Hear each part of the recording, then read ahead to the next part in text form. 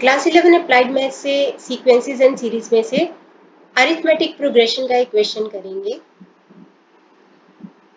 An NGO wants to invest 3 lakh in a bond which pays 5% annual interest first year, 6% interest second year, 7% interest third year and so on।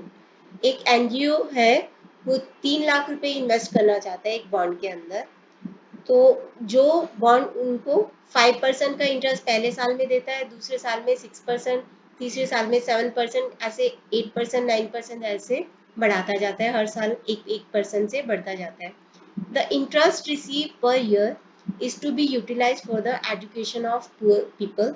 इसको गरीब लोगों की सहायता के लिए, उनकी शिक्षा के लिए यूज किया जाएगा इस इंटरेस्ट को। If the investment is done for 10 years, find the total interest receive by NGO.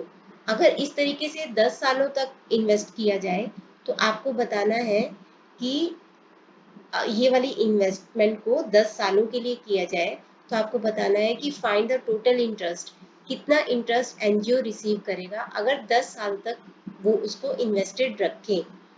तो 3 लाख रुपए के ऊपर पहले साल में 5% का एनुअल इंटरेस्ट होता है, जो कि होता है 15,000।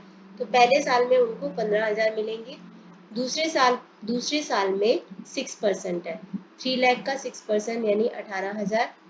तीसरे साल में 3 लाख का 7%, जो कि होगा 21,000। इस तरीके से होता जाएगा टिल 10 years, 10 सालों तक ये होता जाएगा। तो आपको टोटल इंटरेस्ट बताना है, यानी कि आपको बताना है S10। तो ये एक एपी बन गई, दिस इज एन एपी, क्योंकि इसमें जो कॉमन डिफरेंस है 18,000 माइनस 15,000 3,000, 21 माइनस 18 3,000, तो कॉमन डिफरेंस आ रहा है। तो ये एपी है जिसके अंदर फर्स्ट टर्म है 15,000 और डी है, कॉमन डिफरेंस है 3,000 का। तो एस एन का फॉर्मूला क्या होता है? एस एन का फॉर्मूला होता है n upon 2 a plus n minus 1 d।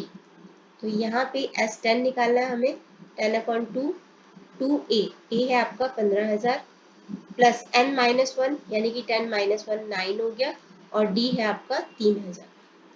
तो यहाँ पे आ जाएगा 5, यहाँ पे आ जाएगा 30,000 प्लस 27,000। तो 5 इंटू 57,000, तो ये हो जाएगा आपका 5 इंटू 57, 285। तो 285, 2,85,000 इतना इंटरेस्ट एनजीओ को मिलेगा।